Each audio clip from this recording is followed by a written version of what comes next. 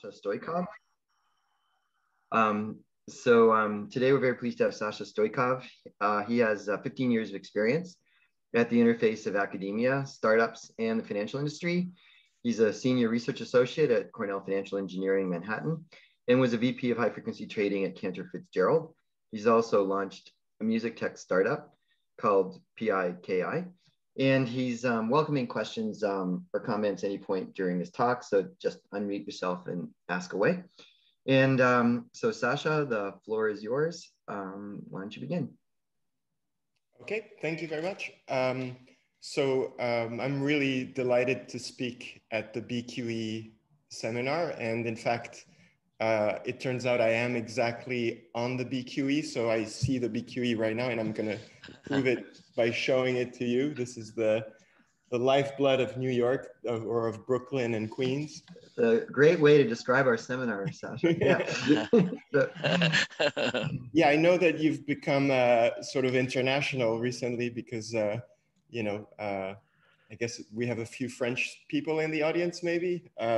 So I'm delighted to also be talking to people across the border. So I'll be sharing screen. Let me pull up my slides.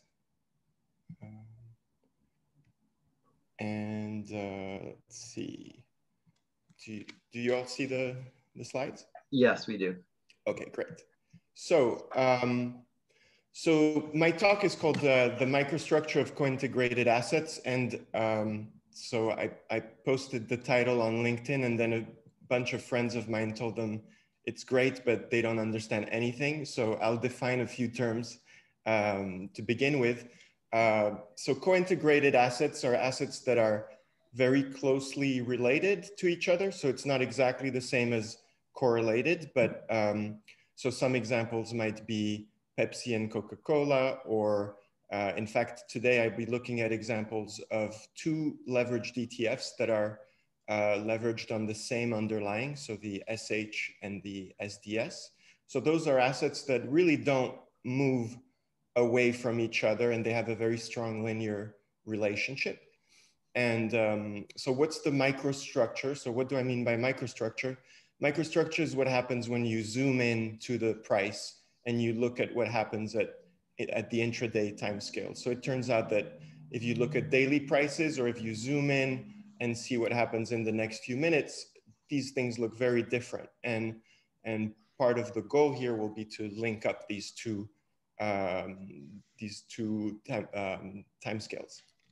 So this project started a few years ago when Peter de Crème, who's at City Innovation Labs, sponsored a capstone project for the Masters in Financial Engineering students.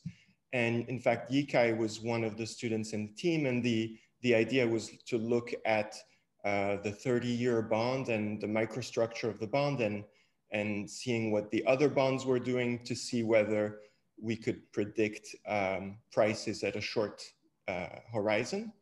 And in fact, after Yikai graduated, we continued working on this to sort of generalize a paper that I had written on the Microprice, but it was only for one dimension, so one asset at a time. And in fact, in the chat, I've put the link to this paper, to the earlier Microprice paper, and to a GitHub that has all the codes. So you'll be able to basically reproduce all the charts you'll see today. And finally, Anne Shen is a fresh graduate of our program, and she just joined us in December. And while we were sort of struggling to see how this model could be tested, and we were having trouble doing that, she sort of helped us get the whole pipeline from data gathering, which is log into interactive brokers and sort of automatically download these quotes, which is the type of data that we need.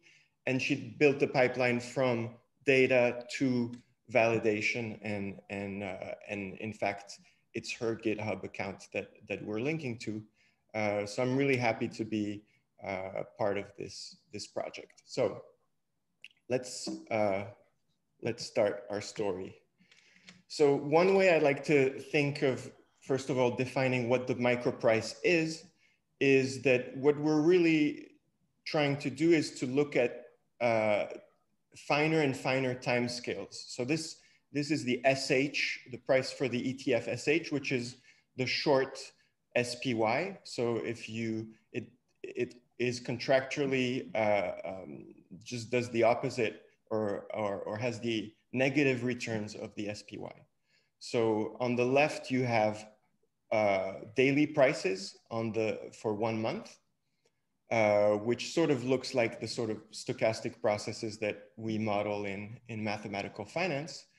Then you have, in the middle graph, you have 1 full day of SH prices. So you can see that suddenly the bid price and the ask price matter a lot, and it's very sort of binary. Either the price goes up or it goes down. So it's got this very discrete look.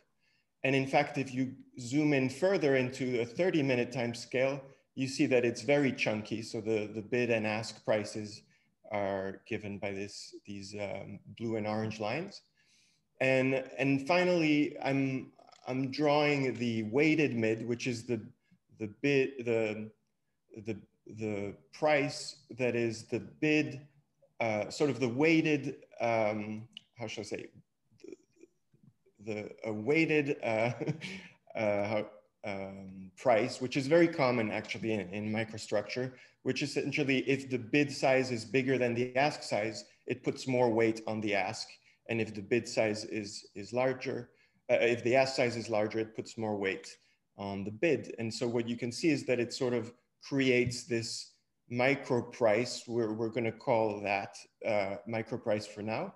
But the idea is that at even though the price moves very discretely, between 2 moves, there's a lot going on, and there's a sort of a little continuous process that we can sort of imagine, but it doesn't really exist. No one can trade at this price.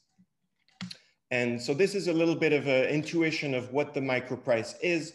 It's a sort of instantaneous, what is the fair price right now, given the bid, the ask, the bid size, and the ask size. All right, so now that we've looked at one asset sort of at the microscopic timescale, let's look at 2 assets. And so on the left, you have the SDS, which is the short SPY. And on the right, that's on the left, the SH. And the SDS is the double short ETF. And so that, as you can see, if you squint your eyes a little bit, these are essentially moving in exactly the same way, but you can see that the microstructure or the chunkiness of each of these prices is a little bit different. Why? Well, because the bid-ask spread is always 1 cent, and essentially the asset on the left is what you would call a large tick type of asset, and the price on the right is a smaller tick size, at least relative to the volatility of these 2 prices. But the idea here is, okay, these 2 things are essentially the same. Going along one of them, sort of, if you go along $1,000 worth of the SH, it's sort of like going along $500 worth of the SDS. And this is going to be the 2 assets that we look at throughout the day, throughout the talk. So now this is at the intraday time scale, just to prove to you that the relationship between the 2 prices is really strong also beyond the daily time scale. We've plotted the mid prices of SH versus the mid prices of SDS. And as you can see, the 2 on the left are December 2nd and December 3rd, 2020. And the one on the right, the blue line, is November 23rd. So, you could, in fact, there's been some work on this that talks about convexity and sort of rebalancing and basically the idea that these ETFs are not for long-term investors. Marco Avellaneda has written a paper on that about 10 years ago. And the truth is, if you look at these prices, they all go on a straight line. And the high-tech, you know, sort of machinery that I'll use to prove this is linear regression, because it really is a straight line. There's nothing to it. All right, so now that we have sort of framed a little bit the problem, let's see what our goal for today is going to be.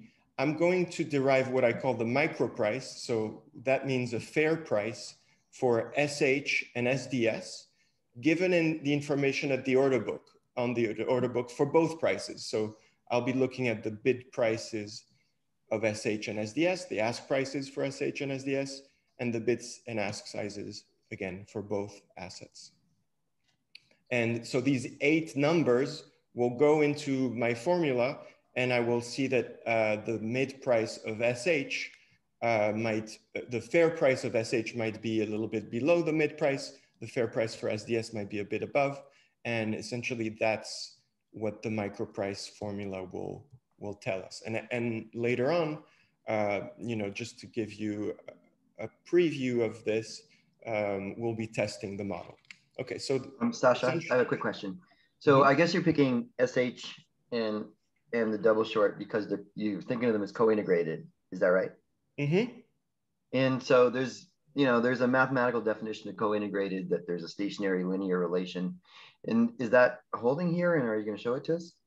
Yes. So that's what I'll do in the data exploration part. So in fact, it's the very first thing I'll do is I'll look at a regression between SH and SDS, and I'll look at the regression residuals, and I'll show how a negative residual basically means you need to go long SH, short SDS, and a large positive residual means the opposite, that you should, that SH is somewhat overpriced and SDS is underpriced. Okay, thanks. Now, the next piece of the puzzle is the fact that bid and ask sizes really matter and are predictive of the next price move of assets. So I'll show that to you sort of numerically. And then I'll put the 2 pieces together and just define the state of the order book as a Markov process that sort of combines the regression residual between SH and SDS, the imbalance of SH and the imbalance of SDS, all into a state. And then once we've got that, we have all the building blocks for our model.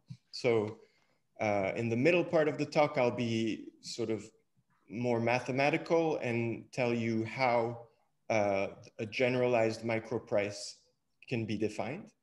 We'll see that there's a closed form solution in terms of matrices, and finally, there's going to be a theorem or the main result, which is that actually this microprice, which is defined as a limit of microprice, you know, approximations, let's call it, this limit will exist under a condition, and this condition will help us actually estimate the model. So it turns out it's not just a nice existence type of result, but it is very practical in terms of how you calibrate the model.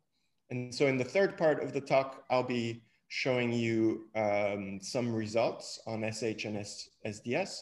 And the way I'll prove that these microprice adjustments have some value is I'll do a little order execution problem, which will be, essentially it will be every 5 minutes, this algorithm is going to observe the SH and SDS dynamics.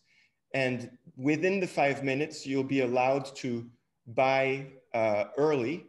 And in fact, the buying decision will also be, should I buy SH or should I buy SDS?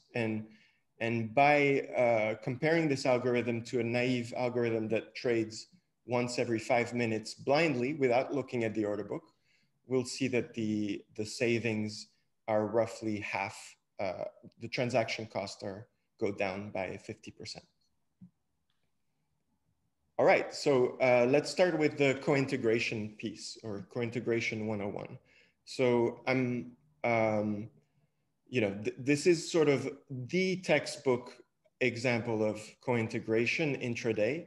If you look at, so these prices were collected on interactive brokers, and you know, roughly you can see in blue you can see the price of SH, and then you can see that basically doing a very simple linear regression on the mid prices. So these are mid prices. You'll find that actually the alpha and the beta are extremely stable, and that if you plot SH and the quantity alpha plus beta times the price of SDS, these two prices really overlap very nicely. But you'll see that there's, if you squint a little bit, you'll see that there's discrepancies, and these might be interesting opportunities to trade. So, so that's basically, you know, in a nutshell, an intro to co-integration if you haven't seen this concept before. So the properties of epsilon are that it's stationary, and are you also assuming like mean reverting to zero? Yeah, so let's plot epsilon. Okay. And so what I think of epsilon as conceptually, if you look at this regression equation, it's the performance of the price of SH minus alpha minus beta times the price of SDS. So I think of it as the expected PNL of a long short position. And if you look at the details, 0.69 is the beta, and essentially this tells you this tells you something about the expected revenue from trading this long short position. And if you look at the, first of all, yes, it's very mean reverting. And if you look at the y-axis, what you have here is roughly this signal lives between +1 cent and -1 cent, or even less than 1 cent. And if you think about it, really what we're doing here is we're regressing the mid prices. So no one can trade at the mid price. So if you were to enter this position long SH, short 0.69 SDS, you would be paying half a bid-ask spread, so 0.005 cents. You'll be paying 0.69 times 0.005, which adds up to 0.085 roughly.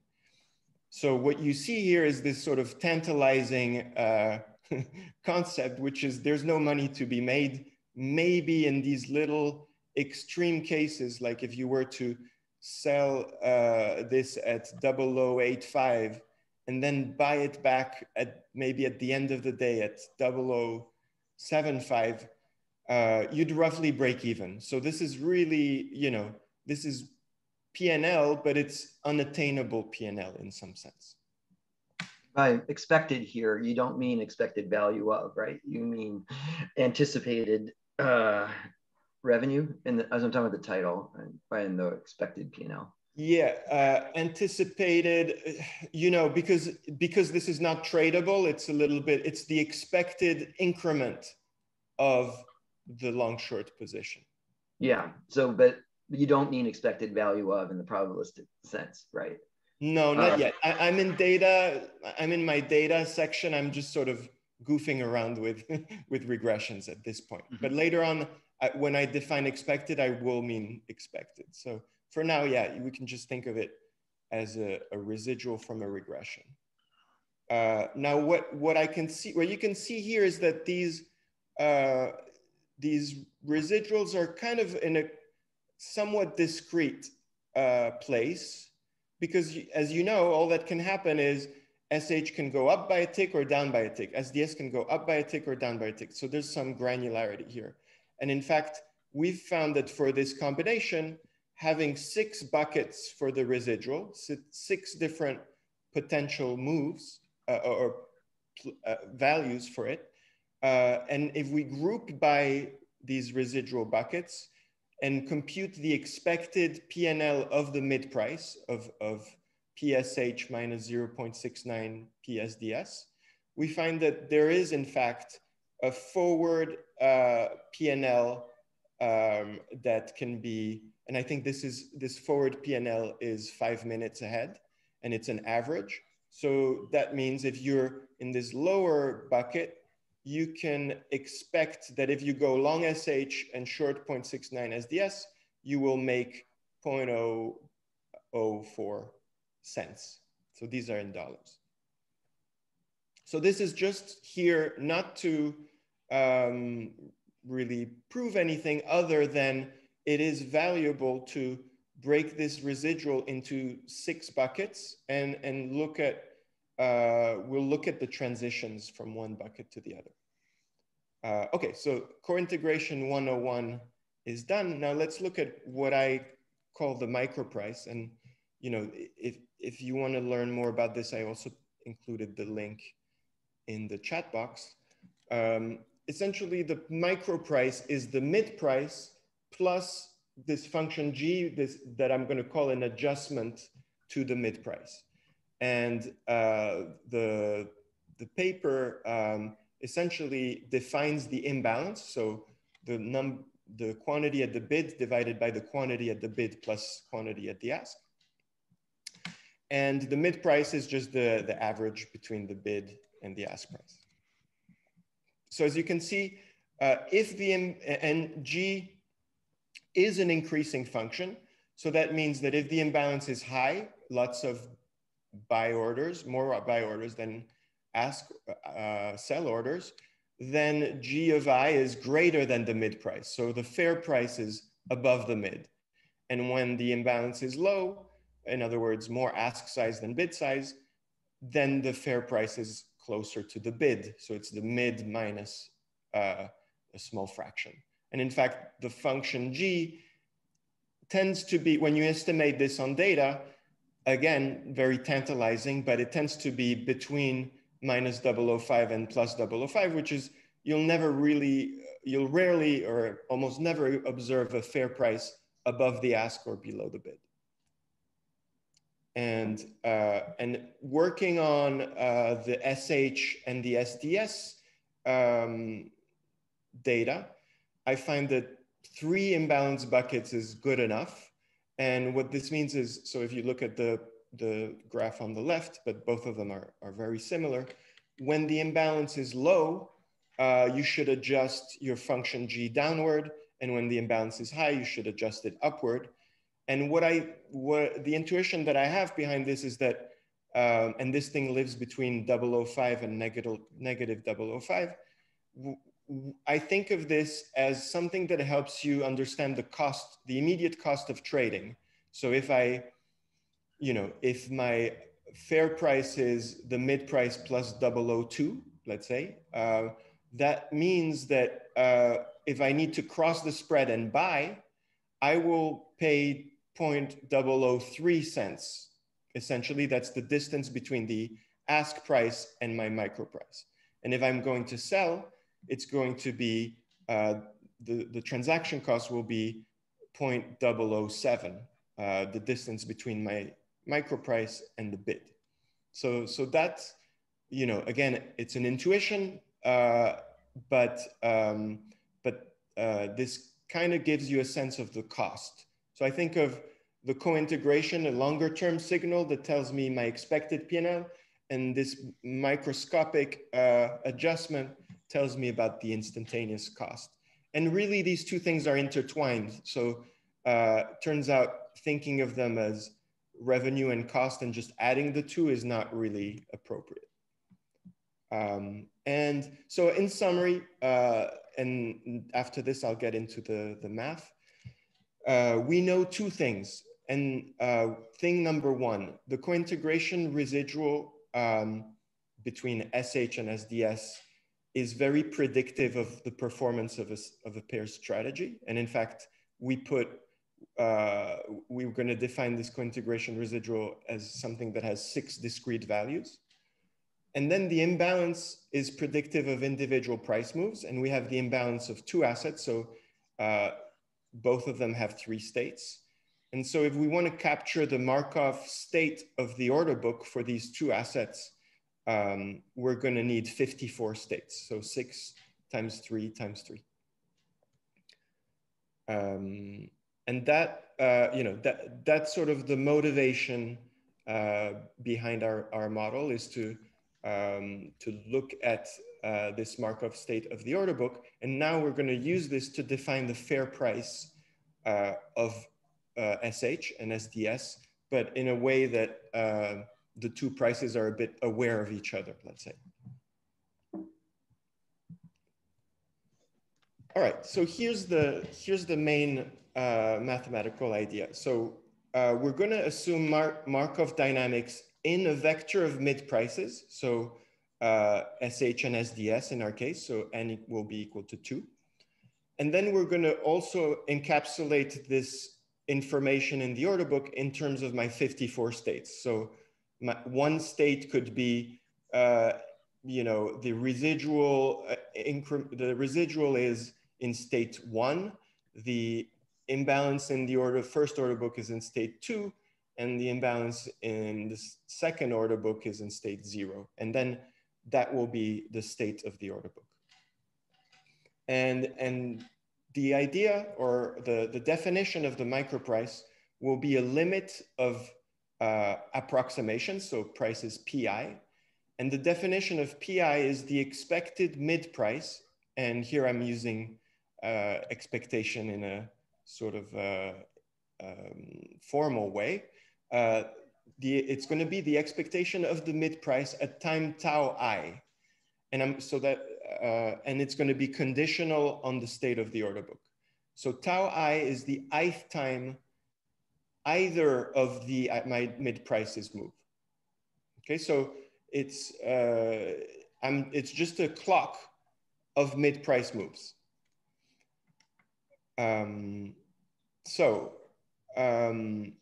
What did I want to say about this? Okay, so PI in the end is going to be a 2 by 54 matrix.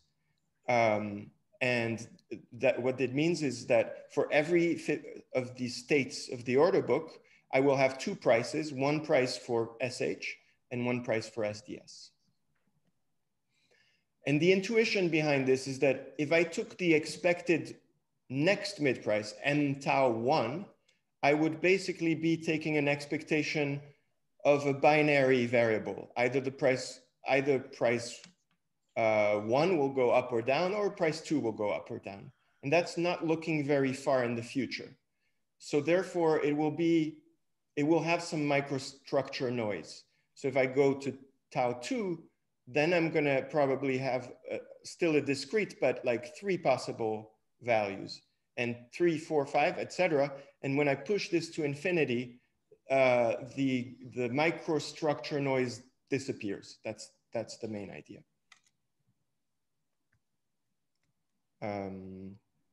Now, of course, this might not work. So I just want to, and this will be the main result here, is under what condition does this limit exist? So if you just think about it a little intuitively, we know the SPY has gone up.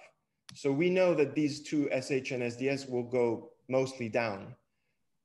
So if there's a drift in the data that you calibrate to, let's say a downward drift, on average, whatever model I may have for these transitions, the expected mid price at tau 1 might be a little lower than it is right now. At tau 2, it might be a bit lower. And at tau infinity, it will be 0 or negative. So taking this expectation far into the future has a pitfall, which is if you calibrate it to data that has a trend, you will predict infinity or 0 for this price. So there's a very subtle thing we need to figure out, which is what are conditions on the dynamics of these things that will ensure that the limit of PI converges. And the limit— Sasha, yep. Sorry, Sasha, it's Leon. Hello. Hi. Sasha, question for you. So this expectation, so we can imagine, let's say we know the order book state right now. So we're looking over all possible future realizations or of the path of the order state, right? Yes. That's the underlying dynamics that's determining the probabilistic nature of this M tau I, right? Yes. So the order book will evolve from today to time tau I, and predicated on that evolution, we'll have this M. Is that right? Yes. So there is a bit of an interaction between M and X. So, you know, essentially, this is defined on stopping times tau I, and yeah, and essentially we're looking at, just like you said, the transition probabilities of this order book state, and every time the mid price will tick up or tick down, we will put that as a payoff inside of, you know, it's included as part of the price calculation. So let's get a little bit more into the details, because really when you see an expectation of a mid price like this, you know, a common thing is to look at increments. So PI can be written as the mid price right now, tau 0, plus a sum of I increments. And these, in terms of expectations, the increment, so Pij is essentially the expected mid price at the ith mid price move, starting with state xj. And Gij is these increments of how is the mid price going to move between tau I minus 1 and tau I, conditional on where the order book is right now, which could be, you know, much, much earlier. So first step, we're going to compute G1 just to get a sense of what the base case is. And then you'll see there's a sort of an iterative procedure to get G2 from G1 and G3, etc. But here's the, you know, this is probably the trickiest, you know, slide. What we have here, so again, these are all matrices that can be estimated from the data. Qij is the probability, and now these are transition probabilities. So the probability that in one time step, which is one quote, which is much shorter than a mid-price move. So think of these quotes happening every second, and think of a mid-price move, something that happens every minute. So there's a little battle going on, or a bunch of transitions happening between price moves. And so Qij is essentially the transient states of the order book. So what it means is the mid price does not move, and yet the order book state moves from Xi to Xj. So think of the mid prices have not moved, but the imbalance of SH has gone from state 0 to state 1. Nothing's moved, but something's happened. And that's what Q captures. R is a matrix that captures the price moves. So essentially it's the absorbing state. We think of when the price moves up or down as like the end of a little imbalance game that's happened between these two assets. And one asset has actually committed to moving up or down by a tick. And in there we put MZ, which is the amount by which the price moves, which is typically -1 cent or +1 cent. And, you know, it's a little tricky to explain what the matrix Z looks like, but it's a payoff matrix that essentially, for these two asset, in this two asset case, has 4 outcomes. The price of SH goes up, the price of SH goes down, SDS goes up, or SDS goes down. And in fact, I'll show you what the matrices look like, so you have a bit of an intuition of what's going on. So remember, we're just computing the first microprice adjustment, which is the expected mid price at tau 1 minus the mid price now. And what you have here is your 54 states, 54 by 54 matrix. And here you can see that most things are on the diagonal. So what's happening here is the imbalance of the assets is kind of moving a little bit outside of the diagonal. But any of these transitions do not have a price move.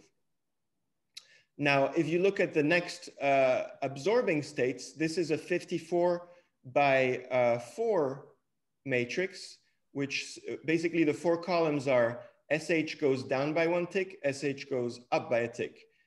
SDS goes down by a tick, SDS goes up by a tick. So these are, and the values in here are the probability that you go from, let's say, this state out absorbed into the price going down, and from this state out into this price going up. And what you see, I mean, for example, you can see that these states here, actually you can't see it, but I'll explain it to you. These states on the upper left are states where SH is overpriced. And these are, sorry, yes, overpriced. And these are states where SH is underpriced. And so what you can see is when you're in these states, either SH will go down or SDS will go up. So the 2 first columns are SH and the 2 next columns are SDS.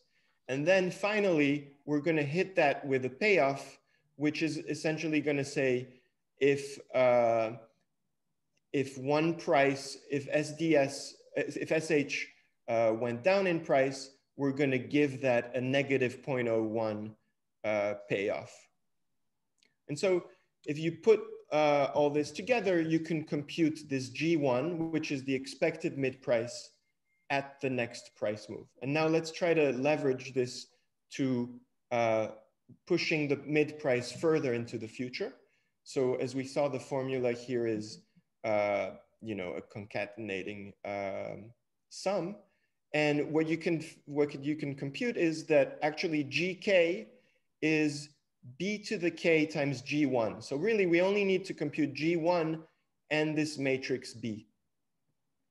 And so if you, and B is defined in terms of Q, the transition matrix for the transient states, and T, which is the absorbing states. In other words, the probability that you go from state I to state J and the mid-price moves.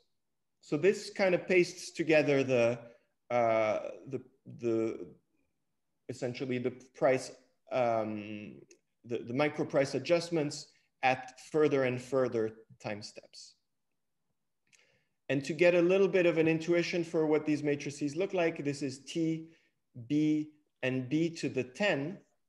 And in fact, so B to the 10 is quite interesting because this is essentially ignoring completely the mid prices. This is the stationary distribution of the order book state. So as you can see, these rows are exact replica of each other. All the rows are the same. Some rows are 0, and those are the rows that don't get visited at all. So we'll ignore these.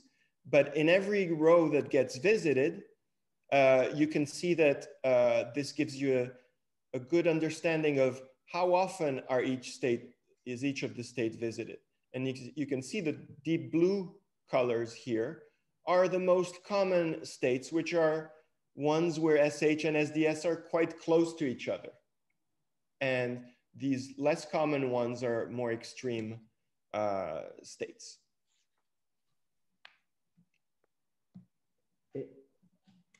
All right, so here's my last sort of mathematical result. But it turns out it's going to be very useful. So the microprice exists, i.e. the process PI converges if we have B star G1 equal to 0. And B star is sort of what I was trying to give you a sense of here. B to the 10 is close to B star. It's the stationary distribution of this Markov state for the order book. So, so this tells you a little bit how often is the order book in a particular state. That's what the stationary distribution means. And if that it happens to be orthogonal with this G1, which includes this payoff, then this microprice converges. And in fact, what's really cool about this is B star G1 equal to 0 is essentially intuitively a martingale condition on the mid price. So what it's saying is that we don't expect a drift on the mid price, either up or down. And that the lesson here is that if you estimate all these matrices in a somewhat naive, straightforward way, you will probably not find that B star G1 is 0. You'll probably find that it's quadruple 01. And that's fine, except when you start taking the limit of your microprice, it'll drift upwards, and you won't have a very good notion of a fair price. And so symmetrizing the data is key. So now let me look at, let me jump into a more financial engineering question, which is how do we use this stuff to make make trading experiments, and how do we demonstrate the value of this fair price? So step one, and this is, it's actually a funny trick that we used. Let me see if I have time to tell you more about it. Let me just say that to symmetrize the data, you're going to have to duplicate your entire data set. Let's say you're using 1 day to train the model. And you're going to stick it, you're going to flip everything around. So I'll be a bit vague on what I mean by that, and paste it at the end. So you'll have a time series that's twice the length of your original time series. And the feature of that series will be that the variables you're looking at will all be symmetrized. So for example, the imbalance will now be 3. Remember, we have these 0, 1, 2 states, maybe 1, 2, 3, let's call it. And then the new state of this symmetrized piece of data will be 3 minus that. And for the price relationship, or the co-integration signal, will do 6 minus that. And every time we see the mid-price go up, will now go down. So what that means is that every state has a cousin state that does the exact opposite. And that's a key element to estimating Q, R, Z, and T, which are kind of the building blocks we need here. And once we've built all these matrices, these building blocks, we can compute the microprice adjustment. Okay, so when I say microprice adjustment, I just mean the microprice minus the mid. By how much do I need to tilt my mid up or down? And you can see that it's given by this formula. And in practice, we only take about 10 steps, and this thing converges quite fast. All right, so what's the outcome of all this? I get some microprice adjustments, G star, which are a function of, which are a n by 2 matrix. And the rows correspond to the states of xt. And the columns correspond to how much should I adjust SH by and how much should I adjust SDS by. So for example, our state 502 means that SH is overpriced and SDS is underpriced. That's what the 5 means. The 0 says the imbalance of SH is low, so we should expect it to go down. And state 2, the last 2, means that SDS, the imbalance is high, and this is likely to go up. So really, everything here in 502 is pointing towards SH going down in the future and SDS going up in the future. And again, the classic story of Tantalus is that all of this is within 0.005 cents, $0.005, which is basically the half of the bid-ask spread. So and each state comes with its cousin state. So 502 is the cousin of 020, because instead of the residual being high, the residual is very negative. Instead of the imbalance of the first asset being low, the imbalance of the first asset is high. And instead of the imbalance of the second asset being high, the imbalance of the second asset is low. So again, you see these symmetries here.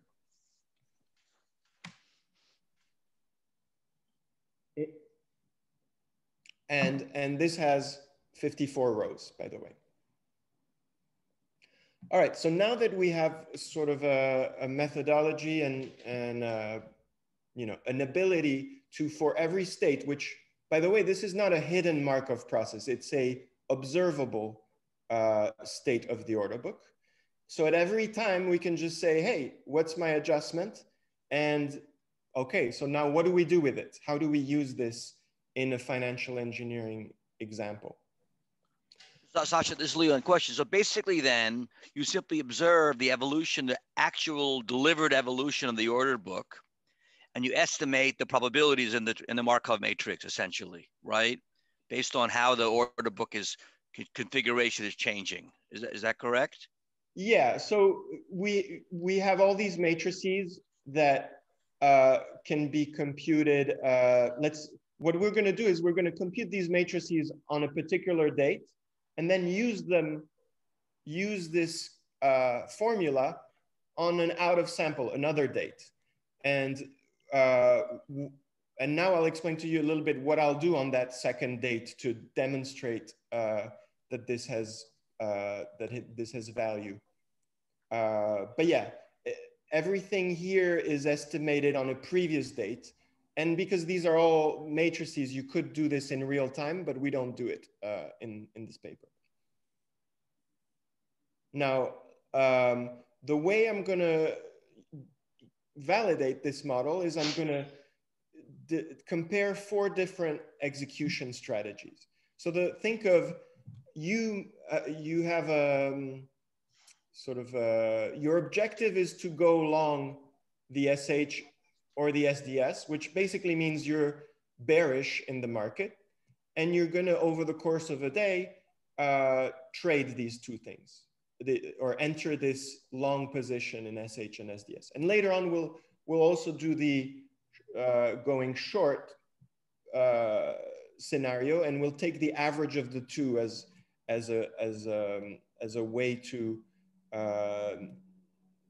quantify this. So, all right, so let's look at what these 4 execution strategies are. The first one is the most blind way of executing, which is similar to TWAP. Every 5 minutes, I will randomly choose one of these 2 securities, SH or SDS, and I will go long $1,000 if it's SH, and I'll go long $500 if it's SDS. So essentially, I'll be doing executing this position over the course of a day. The second one is smarter. What it does is, again, I will make a choice between SH and SDS every 5 minutes, but this time I'll just look at the imbalance of the 2 prices. If the imbalance of SH is higher, I'll buy SH. If the imbalance of SDS is higher, I'll buy SDS. And the third algorithm is, okay, I'll use the Microprice formula, and I'll do the same. Every 5 minutes, whichever Microprice adjustment is highest, that's where the asset that I buy. So as you saw here, if I'm in 502 and I need to, and it's the 5 minute mark, what do I buy? I'll buy SDS. And if it's 020, what will I buy? I'll buy SH. And the final one, this is really, how high frequency trading algorithms work, is that they don't blindly do things every 5 minutes.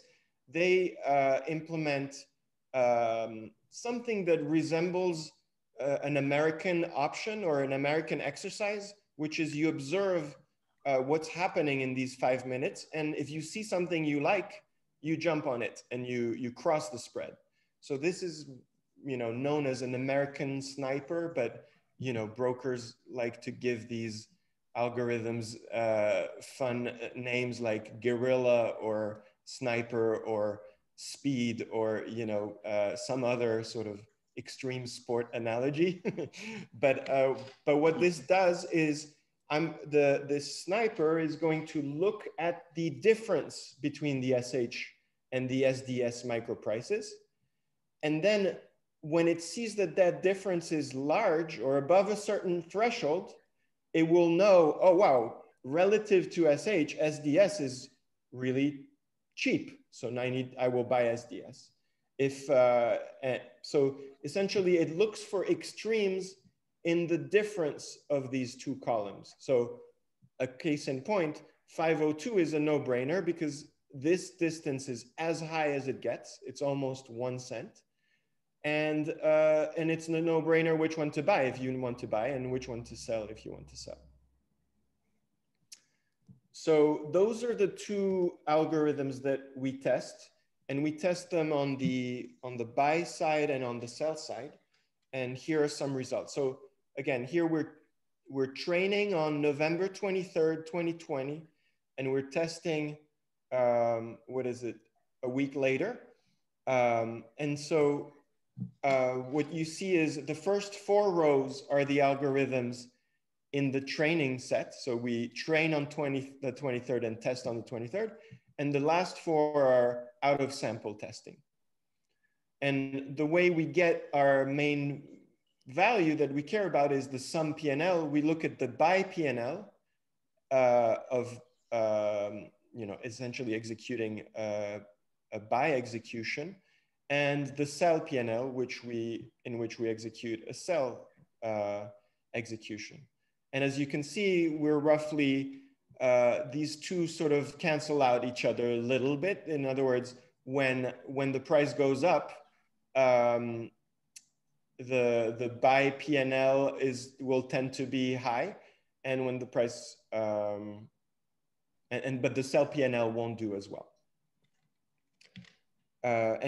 And essentially what you can see here is, what we'll be interested in is, first of all, these are decreasing in cost, and out of sample, they're also decreasing in cost, although a little bit less dramatically so. And if we do the same experiment, but this time we train and we test on 2 consecutive days, we see that actually the performance in sample and out of sample is much closer.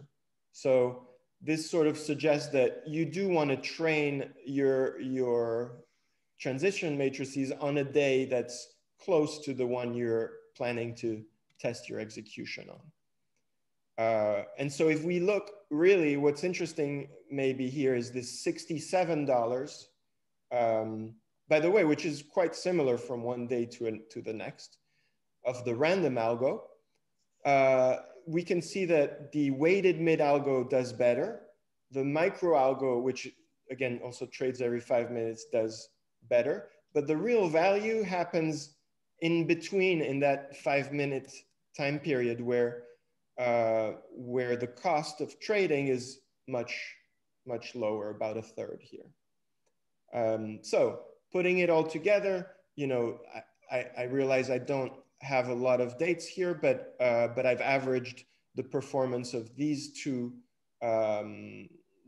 experiments, and the big picture is that the random algo, and we've normalized it to be 100%. So that's the price, the transaction cost you pay for being blind and just trading every 5 minutes. You can get a good improvement by looking at the imbalance. That without a doubt is what the standard in the industry is to look at imbalances to decide on when to trade. The Microprice algo, which has an improvement over this because what the microprice algo does is it does take into account the co-integration between the two assets. And finally, the American Sniper algo, which has the opportunity to trade earlier and does save roughly half the spread. All right, so I'm pretty much close to being done. So the conclusion is, so what have I done today? I've generalized the microprice to multiple order books. So if you'd like to learn more about the microprice in one dimension, I've included the link to that in the chat box. And the link to the paper on the multi-dimension microprice, which just went up last week, and I'd love to hear feedback on that paper. So what this paper does is it combines microstructure and co-integration signals. And what I think of this as, I think of it as very high frequency signals with intermediate timescale signals. And one thing I really love about these two signals, the imbalance and the co-integration residuals, is that those are not signals that will disappear. In other words, many things in finance, the minute you write a paper about it, it ceases to exist and to work. The imbalance at the order book will always be an important predictor of price moves, and certain assets will always be strongly co-integrated because that's contractually how they work. So what I like about this model is it has some potential for not just disappearing the minute you have people implementing it.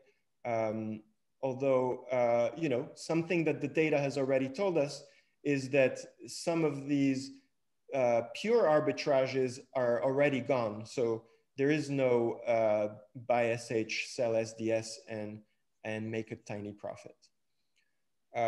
So roughly speaking, this model helps you save half the bid-ask spread in an order execution problem.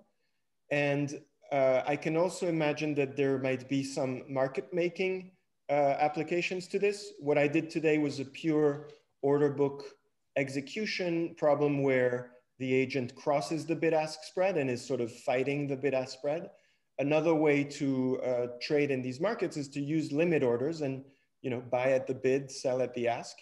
And in order to develop a good market making algorithm, having this notion of fair price that kind of hovers between the bid and the ask, that's an essential ingredient of market making algorithms that, and I have some work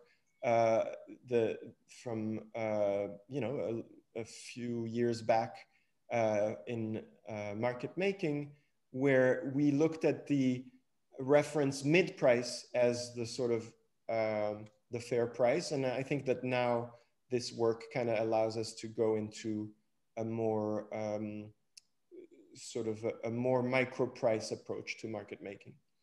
And finally, a topic that I've been reading a lot about in the last year or so, which is very exciting in finance, or the promises to finance are very exciting, is the framework of reinforcement learning, which I think that with this Markov dynamic that I've described to you today and the fact that every time a mid-price moves, you have a little reward or a payoff, there might be some really nice applications to reinforcement learning, which, if you don't know about it, it's sort of a machine learning approach that has gained a lot of popularity in games. And sort of the idea of looking at the finance data as a little game that an agent or an algorithm can play and learn from is something that, of course, has been very exciting to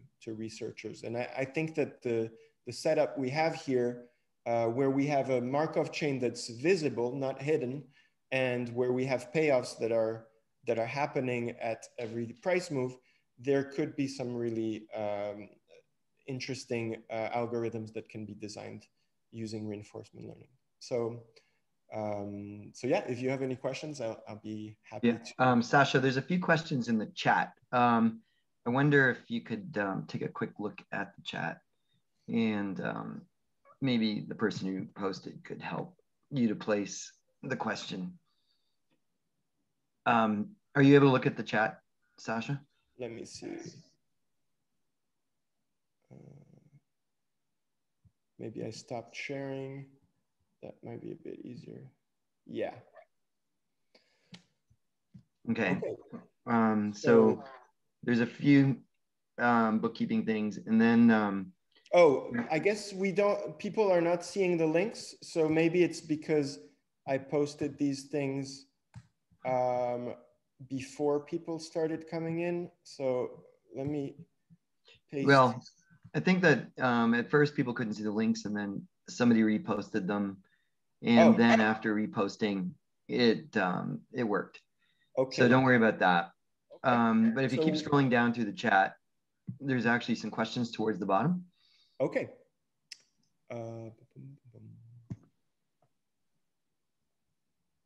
Are the mid prices the median of the spread or the weighted one? No, the mid prices are bid price plus ask price divided by 2. The GitHub link is clear.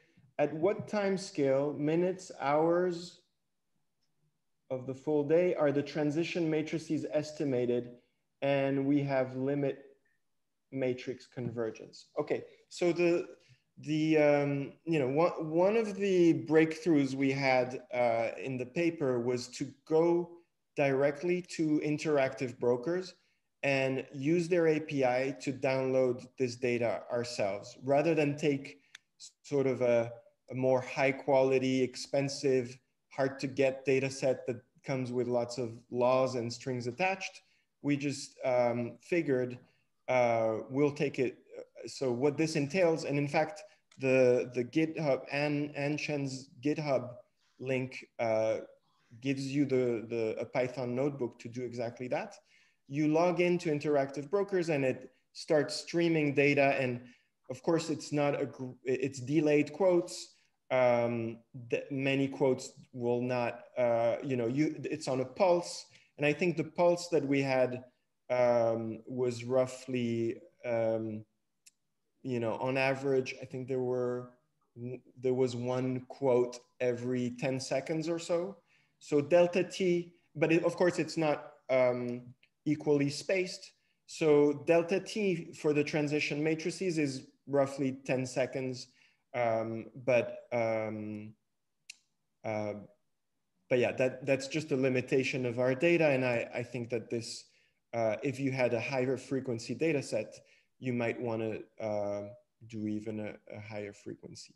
But it's essentially the time is in quote time, not in real time. So a question about, none of the strategies made money while crossing the spread? No, none of them made money while crossing the spread. So it is, tantalizingly close to making money sometimes, but these moments are very rare. And then you need to think about the commissions you might pay to the platform, the latencies, a lot of issues. So I do not claim in any way that this is a pure money maker. However, in the context of execution, I think we've made a good case that it does save a lot on transaction costs. How long do the various states persist on average in the data? So maybe I can share screen here and just show you visually, because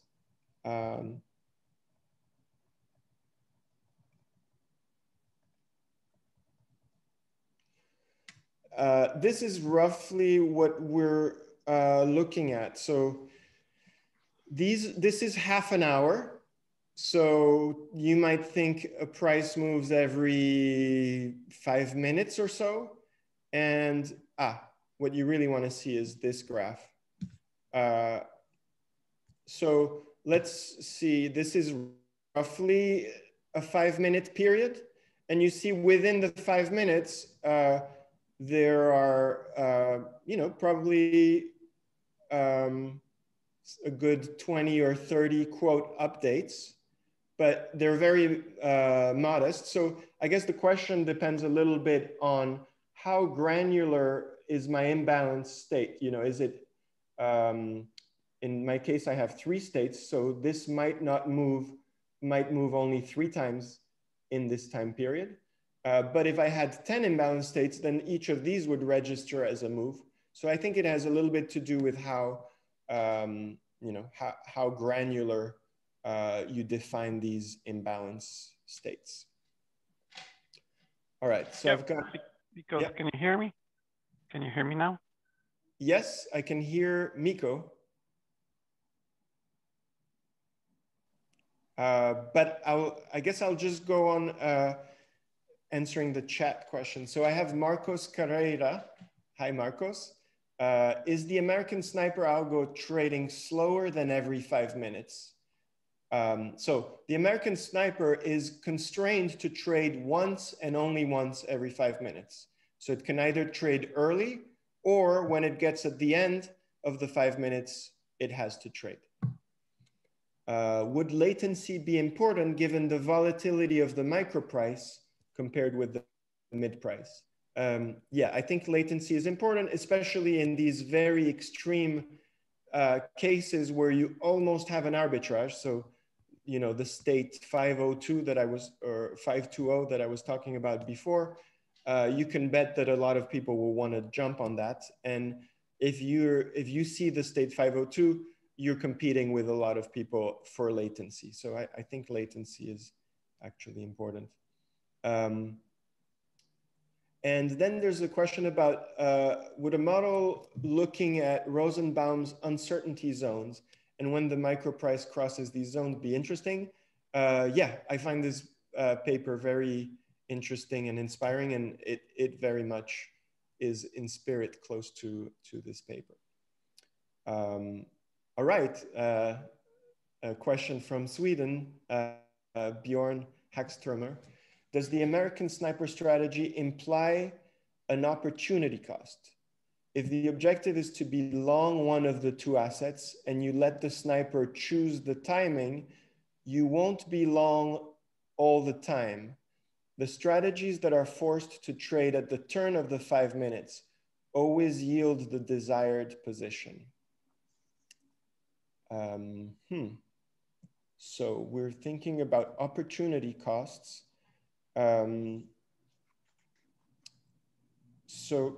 Yeah, so I think what he's saying is, I can jump in, is that you're in this 5-minute window, and you know your rules are if you exercise now, then you're not going to be able to exercise until you know the next discrete opportunity, right? Like so, you know, so let's say you start the clock at 9:30. At 9:31, you exercise, and that means you're not going to be able to exercise again until 9:35, right? Correct. Right. So there's an opportunity cost of exercising at 9:31, which means no exercising between 9:31 and 9:35. That's what he's getting at. So I can't help but, it so happens I gave a talk in Sasha's seminar this week and it was on something called stoptions, and it was exactly your American Sniper. Okay, I wasn't thinking on your time scale. My days are your seconds, but it's the same point that there's an opportunity to get something of value, but you can only do it once, and you have to do it in a certain time frame, which for you is 5 minutes. Okay. So we should join forces is what I'm thinking. So ironically, this mutual back scratching is really working out. Okay. Yeah, so no, I think it was great timing. All right. All right. Do I have? Did you experiment with exit entry thresholds to optimize it? Yes. And so if the threshold is too low, you end up always executing at the end of the 5 minutes. If the threshold is too high, you'll almost always trade before the 5 minutes. And the threshold we ended up picking has a sort of a healthy balance between the two. And we did not really, how should I say, optimize like crazy, but you know, we did pick a sort of, let's call it reasonable threshold, and then we stuck to it for all our experiments. And what price granularity did you guys use? So the price granularity is imposed, that's German Hernandez, it's imposed by the market microstructure. So the price granularity is always 1 cent up or 1 cent down. We've never observed in these two assets a bid-ask spread of 2 cents, which is one of the reasons we picked these two assets. And we don't also very rarely observe simultaneous moves. So, you know, both SH and SDS jumping up exactly at the same time. So, that is also an assumption in the model. If you find that your data violates this model, you can also limit and just query parts of the data that fulfill this assumption. And the one-dimensional microprice model also can accommodate for microstructures where the bid-ask spread is wider than 1 cent. All right, so I've got a question. When you train BQ matrices, how many time increments do you limit yourself to? In principle, you only need 1 step, right?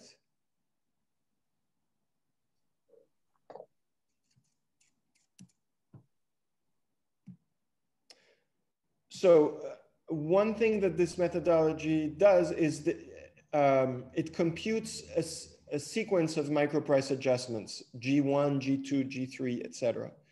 The G1 indeed only cares about the 1 step, sort of will the price tick up or will the price tick down?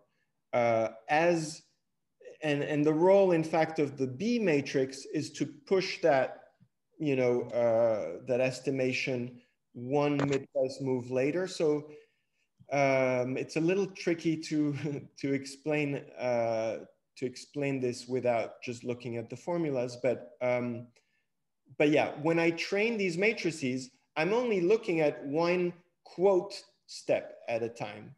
So from one row to the next row of data. Hopefully that answers the question. And we've got another one from Bjorn. For fair comparison to the weighted mid, I guess you could do an American Sniper version for that one too. Yeah, I think so too. So it would be interesting to see. Really, we're trying to capture co-integration and microstructure and put them together. So having a sniper that only looks at weighted mid would be interesting, and I like that suggestion a lot. And yeah, no, the question on is Peter presenting stock options later? Okay. I'll actually put in the YouTube for his talk. So many strategies here.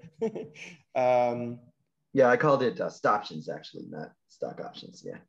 So options giving you flexibility on when to stop an exposure. Okay. And I'm going to look at his. All right. So I'm putting the link in the box, and if you want to get more talks of this nature, that you know, the Cornell City financial data science talks, you can subscribe to this YouTube channel, and you'll get more of it. Like and subscribe.